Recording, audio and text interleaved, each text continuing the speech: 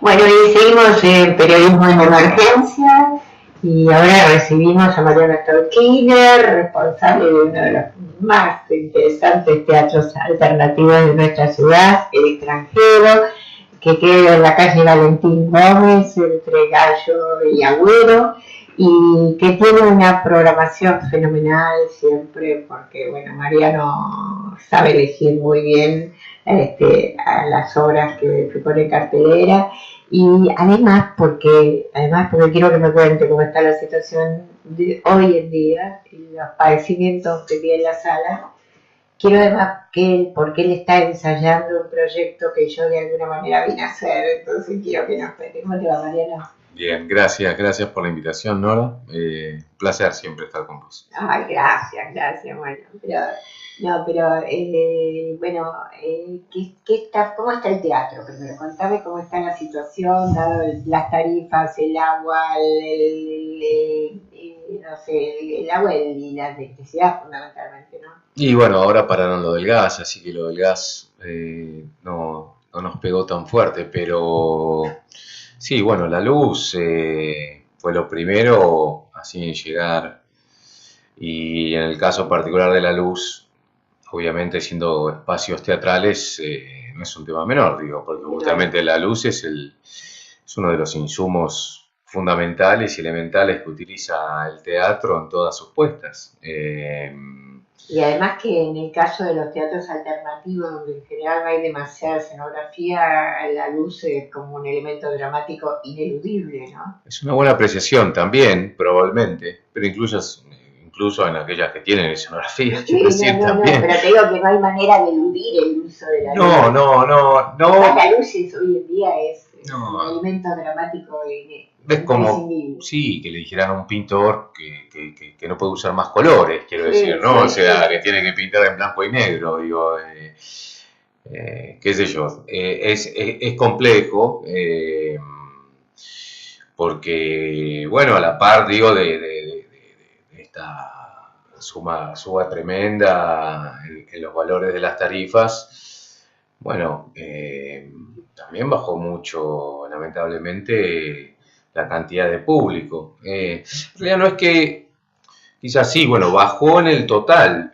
Lo que se viene viendo es que se ha polarizado también mucho el público, ¿no? Que me parece que lamentablemente es algo de lo que también se puede venir no solo en el teatro, sino en general, que es la polarización de determinados sectores, digo, que acumulen, ya sea, qué sé yo, poder o quienes hacen negocios, y en el caso de quienes nos dedicamos al arte, bueno, la atención del público en general. Antes quizás la gente, hasta hace un tiempo, digo, la gente contaba con el público del teatro independiente. Es un público muy fiel, quiero decir, es un público muy particular, porque es un público que circula por las salas de teatro independiente y, y quizás es eso su única elección, digamos, en términos de un consumo relacionado con el arte. No van tanto a la Avenida Corrientes, incluso un poco al teatro oficial, el público del teatro independiente, porque el teatro independiente tiene una propuesta muy particular y diferente a los otros espacios. Y ese público estaba acostumbrado por ahí a algo que parece bastante lógico en realidad, ¿no? Que es la posibilidad de verse una obra por semana, en algunos casos incluso algunos hasta se veían más de una obra por semana, porque insisto, hay una cartelera muy amplia y es un público muy fiel, con entradas económicas, digamos, que bueno, que concurría. Hoy ese mismo público, lo que uno ve es que ya no tiene la posibilidad de ver 4 o 5 obras por mes, sino que por ahí puede ver a lo sumo 1 o 2 obras en el mes. Entonces empieza a ser como mucho más selectivo, porque también es cierto que la amplia cartelera que hay dentro del teatro independiente hay cosas que son muy buenas y otras que no tanto.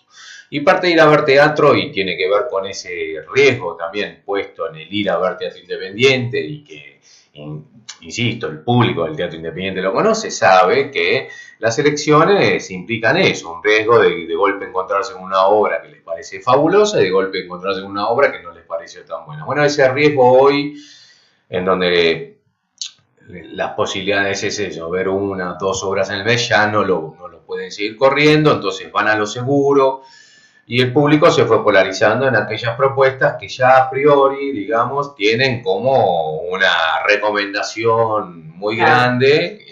Es decir, que en los costos no solo son las tarifas, sino que además hay un costo de insumos para producir que debe haber sido elevado ya bastante, es decir, las cosas que vos necesitas para montar una obra, y al mismo tiempo la posibilidad de promover eso, porque es decir, con esto de que la cultura importa menos, también hay muy poco, ya no están los críticos estables de teatro que tenían antes los grandes medios. Todo se ha banalizado mucho y el teatro no tiene tantos espacios digamos, para dimensionar lo que se está haciendo, comentarlo, informar.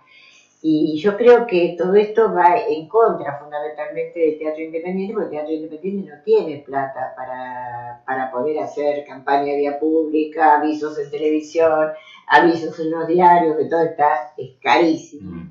Y tampoco tienen posibilidad de hacer canje, que sería la otra forma que también tienen los grandes medios, ¿no? Sí, y bueno, y lo que decís, digo, también ese recorte, digamos, ¿no? Llega a los propios hacedores, digo, porque están los que tenemos nuestros espacios y tenemos que mantenerlos, pero hoy lamentablemente también es cierto que a quien quiera hacer una obra y sobre todo sostener una obra en cartel se le hace muy complicado, ¿no? Porque también hay costos, digo, detrás de una producción, digo, o sea, por mínima que sea. Yo te decía que todo eso también encareció la tela para confeccionar un traje, encareció para comprar un zapato para uno de los actores, un papel o lo que sea para construir una escenografía, todo ha cambiado digamos, la inflación llegó a todos lados, a eso me refería como otro de los problemas cuando uno no tiene un soporte económico para producir, ¿no? Y nosotros ahora, por ejemplo, en esta obra que nombrabas hace un ratito que estoy ensayando, decidimos prácticamente trabajar con elementos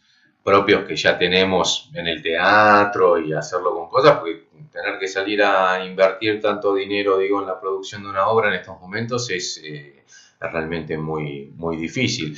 Es cierto que uno siempre trata de buscar una zona esperanzadora y preferiría estar en una situación muy distinta a la que estamos. Ahora, siendo que estamos en esta situación, si hay algo que tiene el sector teatral independiente es una fuerza creativa muy grande y de las grandes crisis y momentos críticos, digo... Fíjate en 2001, cómo se salió, toda la gente se volcaba a los teatros, tratando de poder pagar las entradas para tener una luz, una esperanza de algo. Bueno, y los 90 también, los 90 han sido una usina creativa, digamos, el tiempo que el país iba cayendo, digo, en un estadio de pobreza tremendo, ¿no?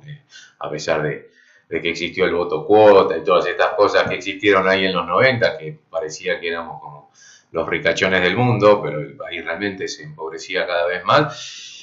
Y ni hablar, digo, que la prioridad estaba puesta en otras áreas, no en la cultural, y del sector cultural los 90 han sido revolucionarios, quiero decir, han salido grupos maravillosos que dejaron una marca para el teatro independiente presente. O sea que uno espera que dentro de esto tan triste que está pasando, bueno, también exista esa fuerza creativa que impulse quizás a buscar nuevas formas, nuevas estéticas, digo, que... Nuevas formas de promoción. También. Bueno, también, sí, también. Bueno, hoy las redes sociales son como la vedette de las promociones. Lo que pasa es que es cierto que ya es tanto lo que, Sí, lo que hay alrededor, lo que se promociona, que empieza a ser un poquitito... Sí, yo creo que ahí en torno a la promoción hay que pensar unas cuantas cuestiones. Ni hablar si que... no, si no termina siendo, yo no sé, que a la gente, desde las redes sociales se le da una cantidad tan grande de información a la gente que uno termina abrumado. Bueno, es un poco lo que pasa hoy con... Eso sale más caro incluso y yo cada vez más estoy pensando en que eso hay que modificarlo, porque es verdad, no hay dinero para hacer afiches en la calle, por supuesto, pero pareciera que sí, casi todas las obras consiguen por lo menos algún dinero para hacer algunas postales o algún tipo de señalador o algo con la información de la obra. El tema es que, esto yo lo veo en mi teatro y en todos los teatros, ya hay tantos que empiezan a ponerse uno encima del otro que al final yo creo que claro, se termina depreciando un poco, ¿no? El valor de la particularidad, porque en esa pila, montaña de postales mezcladas es muy difícil identificar la singularidad. Yo creo, tengo como la impresión de que como especialmente en el teatro alternativo siempre hay propuestas que hacen que la gente piense. Yo creo que por un lado lo que está pasando es que no haya ninguna solución para los teatros con todo lo que se está reclamando. Yo tengo la sensación que hay por un lado una gran ignorancia, porque creo que en general la cultura no está considerada como algo importante. Y por otro lado, hay otra cosa mucho menos ingenua que es que, y bueno, estos muchachos por ahí hacen pensar a la gente otras cosas, mejor que no piensen tantas cosas, porque cuando piensan muchas cosas, y bueno, no se sabe qué puede pasar, ¿no? Yo creo que hay como una subyacente necesidad de, bueno, los apagamos un poquito, ¿no? No solo con la luz. Me encantaría pensar como vos, siento que no tenemos quizás ese poder. La realidad es que creo que lo que podemos mover nosotros la aguja desde ese lugar y desde un lugar de Pero hay cosas que opinión, hacen reflexionar. no hay ninguna duda, pero nuestro público es un público acotado también. Digo, no, no, yo no sé si somos tan peligrosos, digo, sí me parece que bueno, que no somos importantes en absoluto, tanto y en cuanto justamente somos muy pocos más allá del desinterés por la cultura en general, me parece que hay también como un desinterés en términos de decir, bueno, qué sé yo, ¿cuánta gente son las que van a los teatros independientes? 100.000 personas, 200.000 personas que circulan por los teatros independientes, no es un número significativo. Después eso sí, se llena la boca por todos lados hablando de Buenos Aires como la capital del teatro, la cantidad de teatros que hay y demás. Pero no sé, me encantaría poder coincidir con vos y pensar, sin lugar a dudas, cuando yo hago teatro lo pienso desde ese lugar, pero después no estoy tan seguro. Que muchas de las cosas que vos hiciste, Iván y los perros, era algo que hacía pensar mucho. Es probable. Yo me refiero, siempre el que es ignorante, cuando que el otro puede llegar a pensar, le tiene un poquito de miedo. Yo, por supuesto, que no pienso que la gente que va al teatro va a hacer ninguna cosa, pero siempre hay una preocupación respecto a que el otro piense más allá. Es probable. Me cuesta hacerme cargo por ahí un poquitito de ocupar ese lugar, digamos, ¿no?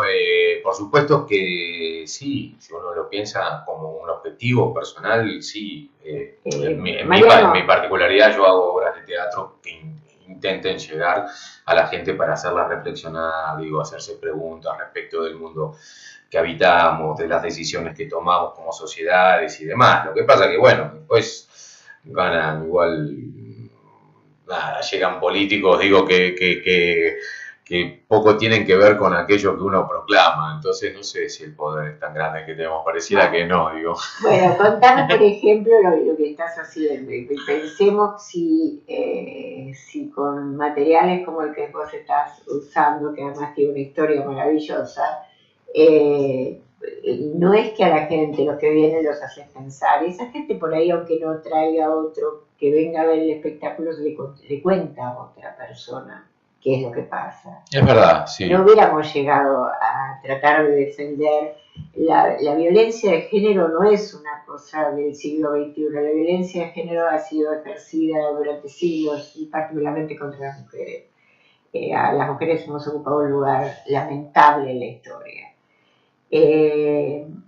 Entonces, cosas como esta obra que estás preparando, como lo que pasó con Teatro Abierto contra la dictadura, evidencian que hay algo que hace pensar a la gente, que el teatro tiene entre sus cosas, entre muchas de sus influencias sobre las personas, esas se las pensar. Sí, puede ser, sí, puede ser. Bueno, contame un poco de tu proyecto. No, bueno, esto un poco vos lo dijiste, digo, en realidad sí, es una obra que trata sobre la violencia sobre una mujer, digo. Prefiero pensarla más desde ese lugar que de una obra que trate sobre la violencia de género, porque esta obra tiene una particularidad, que es que fue escrita por una mujer que padeció 10 años, digo, el maltrato psíquico y físico por parte de su marido, quiero decir. Entonces, el psíquico es el peor, que eso hay que seguirlo diciendo. El psíquico es el peor porque es el que te prepara a recibir. Sí, aunque no sea un golpe, te prepara a convencerte que no vales nada y que además sos responsable de que el otro te haga todo lo que te haga. Y eso está en la obra, y es fuerte, digo, en ese sentido, porque, bueno, yo tuve la posibilidad de conocer a la autora, que es una chica de Paraná, Entre Ríos, y conversar con ella, y la verdad que es un texto muy digno, digo, porque digo, hay una zona en donde ella reivindica o intenta reivindicar ese rol femenino, ¿no? Ese rol de madre, ese rol de esposa bueno, que se le quitó.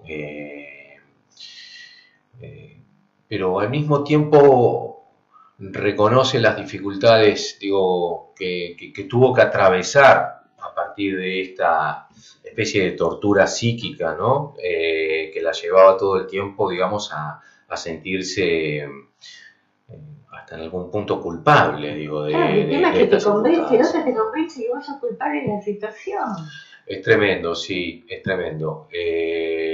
No, por eso hablo de esa entereza propia de esa mujer, ¿no? De poder contarlo desde ese lugar, porque, bueno, qué sé yo, uno lo habla desde afuera, digo, yo, gracias a Dios, no tengo casos cercanos, digo, en donde se haya vivido la violencia intrafamiliar o contra una mujer en cualquier caso, digamos, ¿no? Como se presenta acá en esta obra, pero imagino que alguien que haya transitado eso tendría también por ahí la voluntad y el derecho, digo, de contarlo desde un lugar en el cual lo que deslindara fuera por encima de cualquier cosa el rencor, el odio, ¿no? Porque no hay ninguna duda de que eso tiene que generar un rencor y un odio enorme para aquellas personas que lo padecen, digamos. Pero sin embargo está tratado con mucha delicadeza, con mucho amor, y eso que no es una chica que se dedique a la dramaturgia teatral, es una chica que transitó, estudió algo de teatro, pero sobre todas las cosas es alguien que tuvo la tremenda... Sí, no es algo que sea desafortunado, es mucho más que eso, quiero decir, esta tremenda circunstancia de tener que padecer 10 años de golpes y que decidió escribir una obra de teatro casi como una manera de exorcizar ese dolor, ¿no? ¿Cómo se va a llamar la obra? La obra se llama Violenta, ella le puso Violenta, es el título que le puso, Violenta con B larga.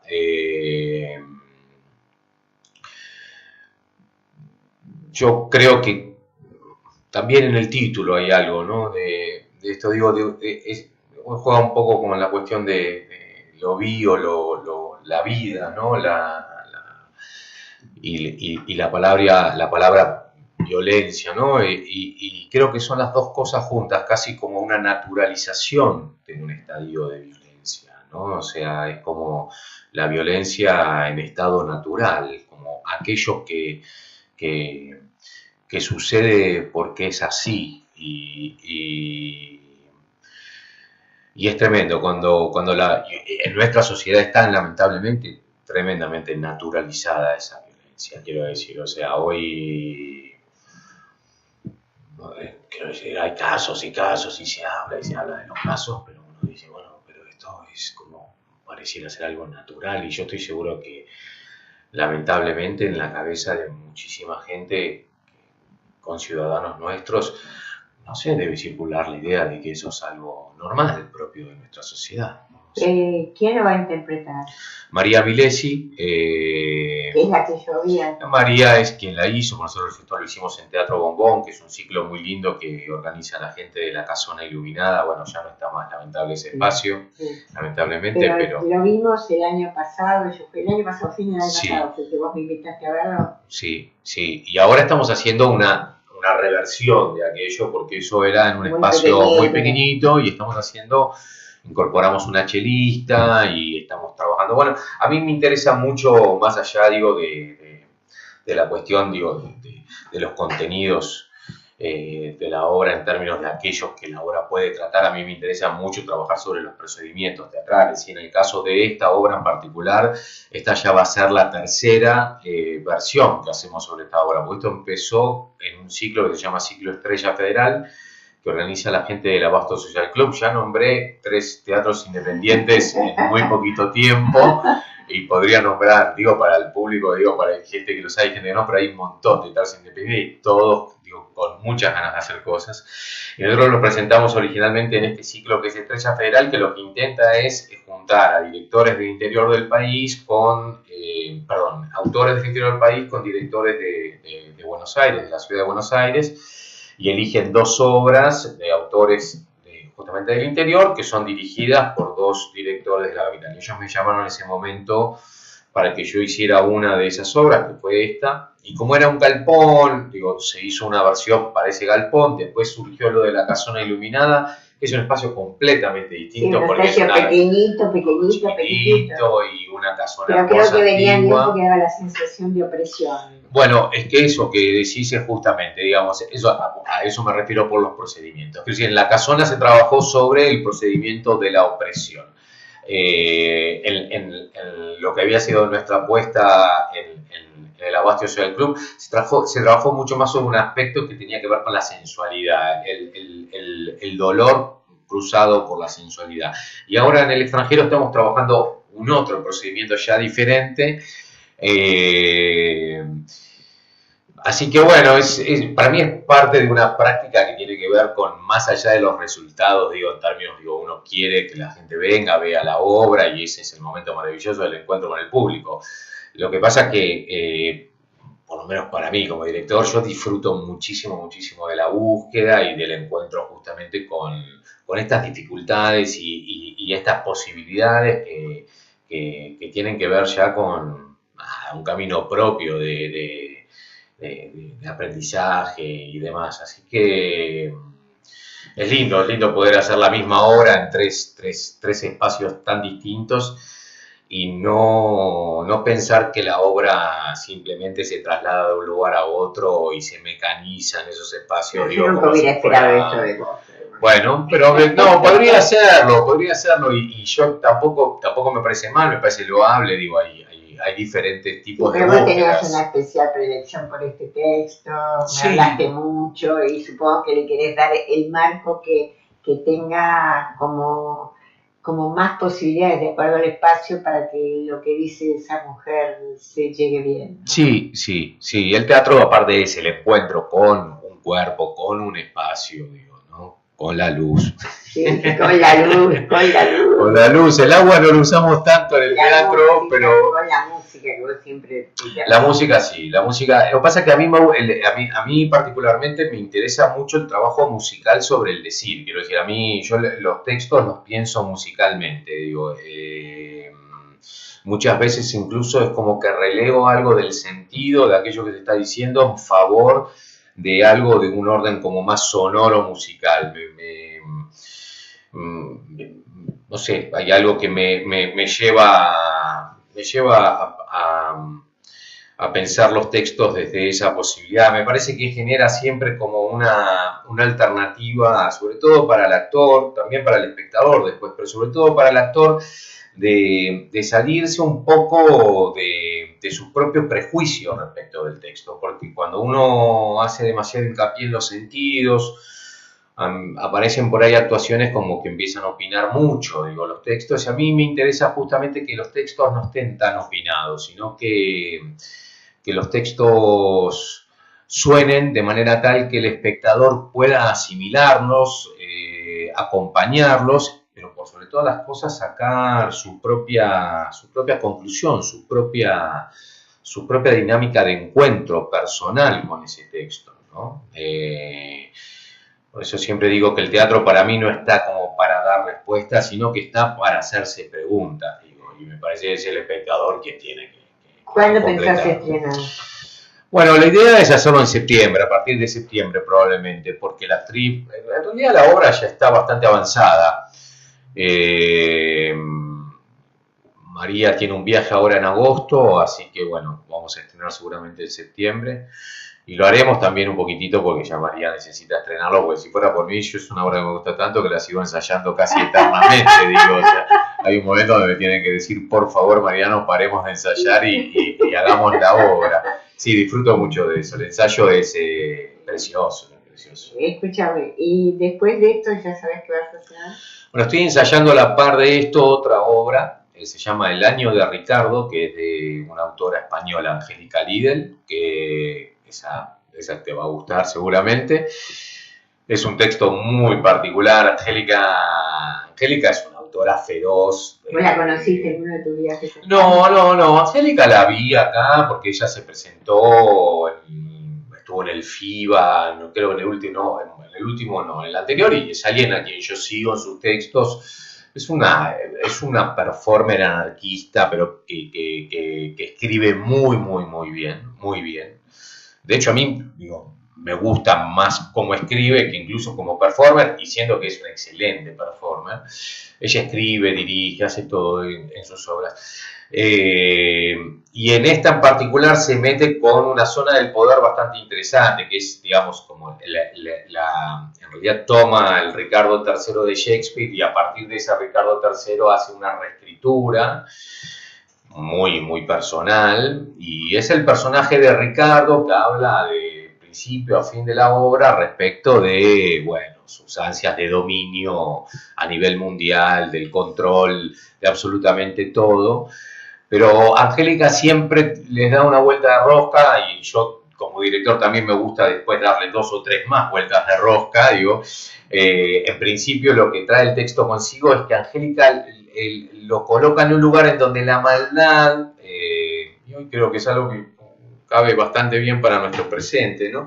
La maldad no estaría surgiendo, digamos, como en función de un orden ideológico, sino que ella lo toma más a trastornos particulares del ser, muchos de ellos asociados a la infancia. Nada que ver con la psicología, porque uno podría pensar lo que... No, es mucho más visceral, pero quiero decir, por ejemplo, no sé, como voy a decir una barbaridad, pido por favor que nadie se enoje con esto lo pone Angélica en ese lugar. Yo de hecho soy de la colectividad judía, así que les pido que no se enoje, pero es como si uno pensara que Hitler pudo matar 6 millones de judíos porque tenía problemas estomacales y le dolía mucho el estómago, y entonces como convivía con ese dolor se transformó en un asesino serial. Quiero decir, y en el caso de esta obra tiene que ver, lo plantean ciertos traumas infantiles a este personaje, como si tuviera necesidad de demostrar a partir de determinados traumas infantiles y ostentar ese poder y ese dominio sobre los otros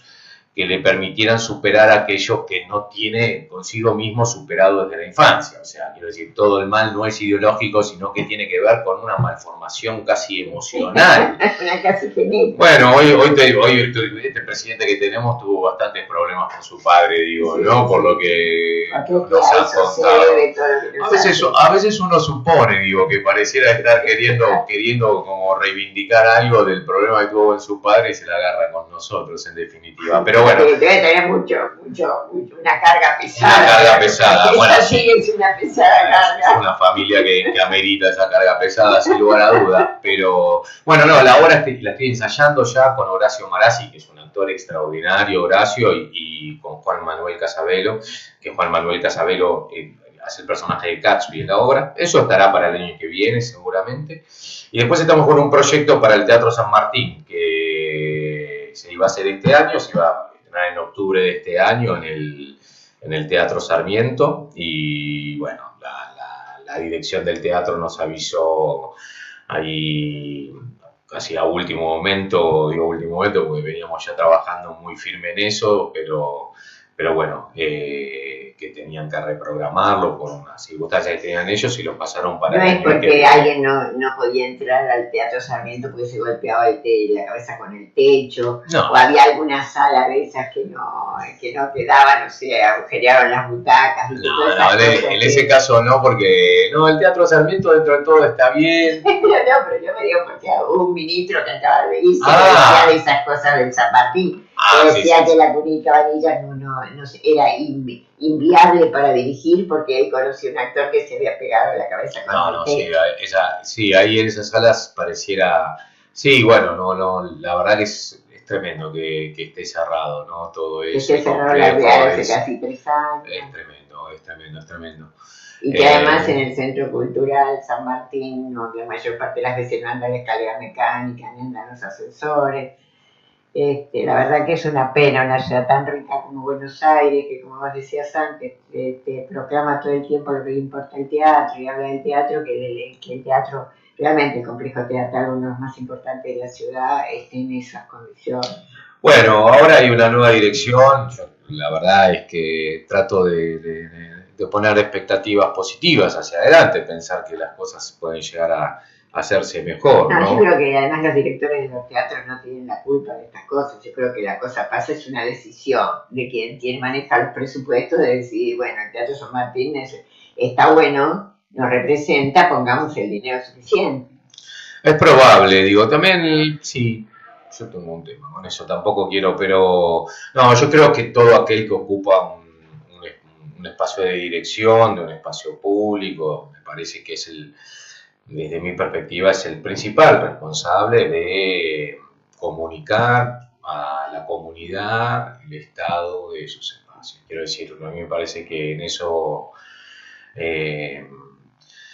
a veces cuando sucede que la cosa pareciera que funciona y por detrás no, lo mismo pasa con los pagos a los actores, a la gente que trabaja. A mí me gustaría eso, ver, gestores culturales, directores de los teatros, que sean los primeros en salir a defender, digamos, a aquellos que son contratados por sus espacios, porque uno entiende que no son los responsables principales, pero ni son tampoco los encargados de defender. Y uno quiere gente que defienda, digamos, ¿no? El espacio realmente.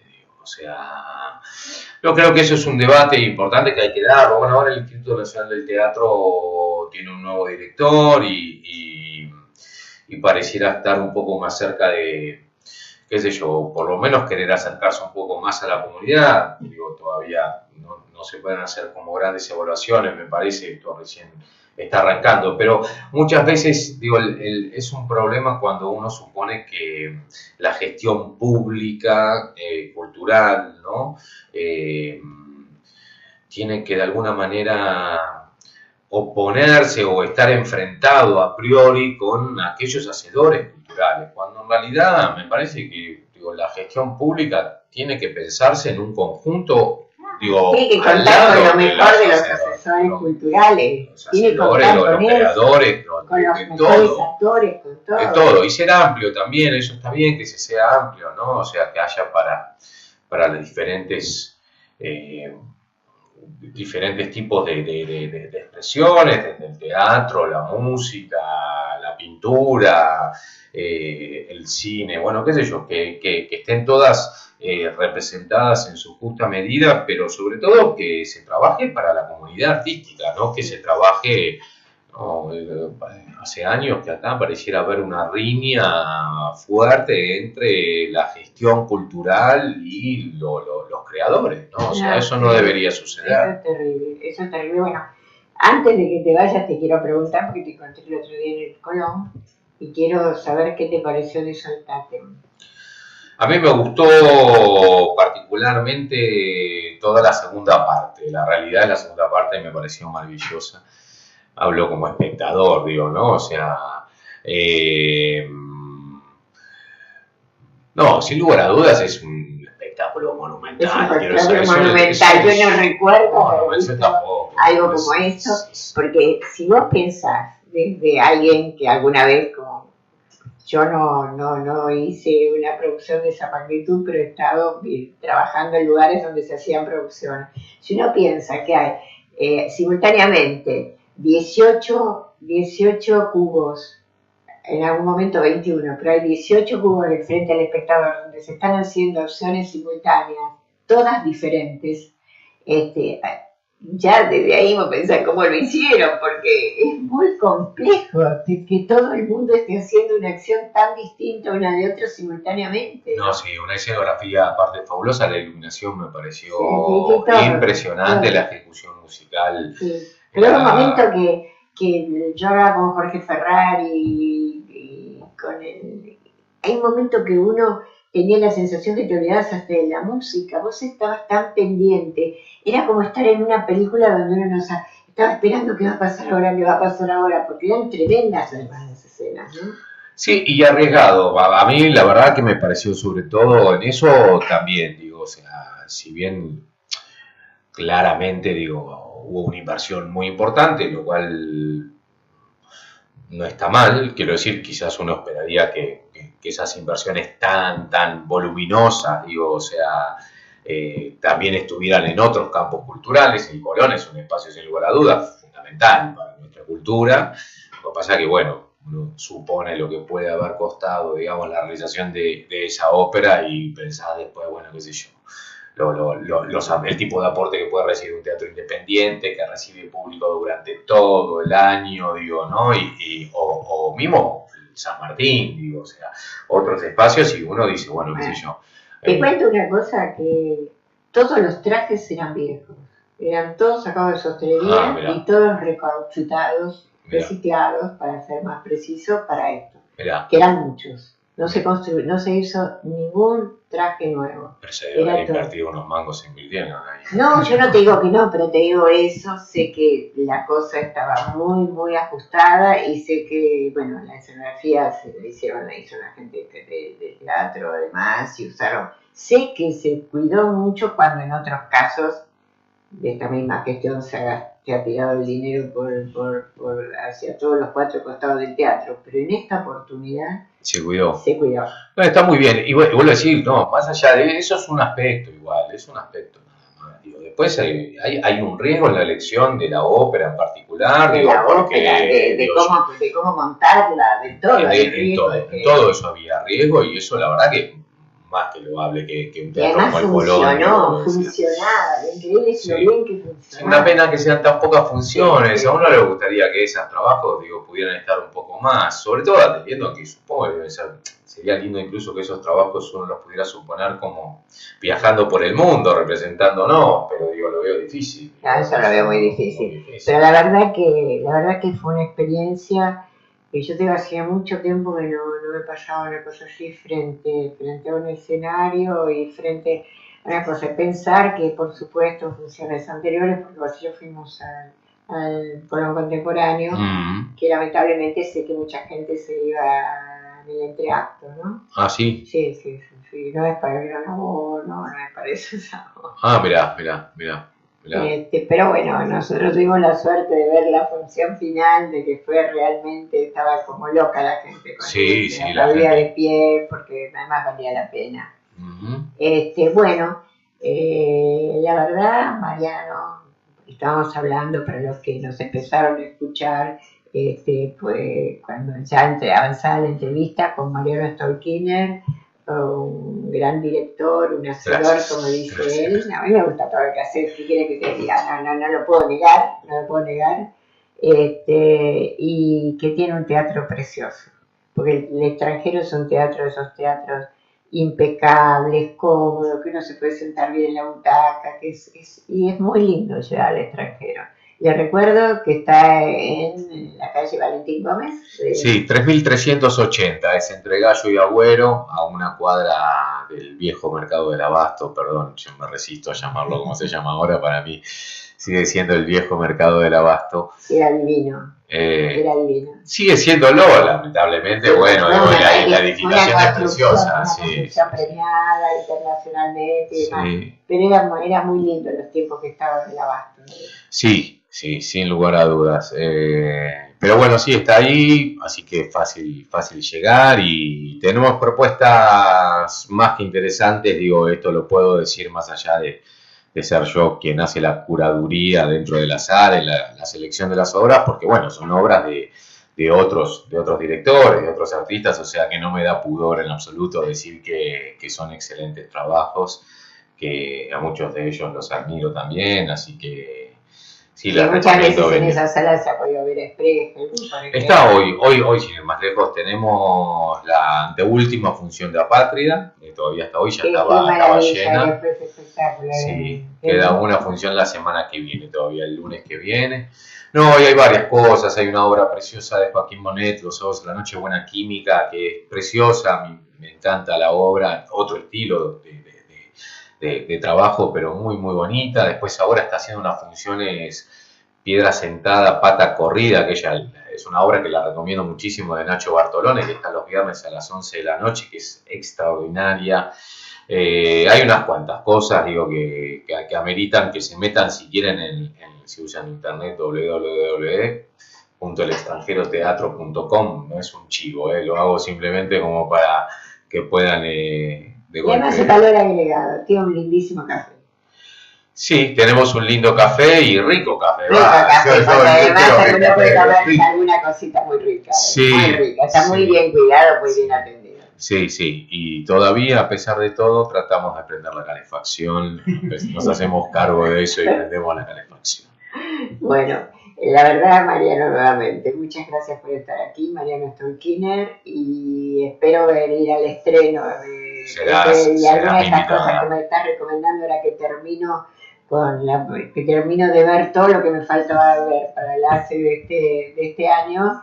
Entonces voy a poder ir a disfrutar las cosas en el extranjero. Gracias, corazón. Gracias por la invitación, un placer. Vos sabés que te quiero mucho, así que siempre que tengo la posibilidad. Siempre nos escribimos con mucho cariño, aunque no nos veamos. Gracias. Bueno, en un ratito volvemos con emergencia, periodismo en emergencia.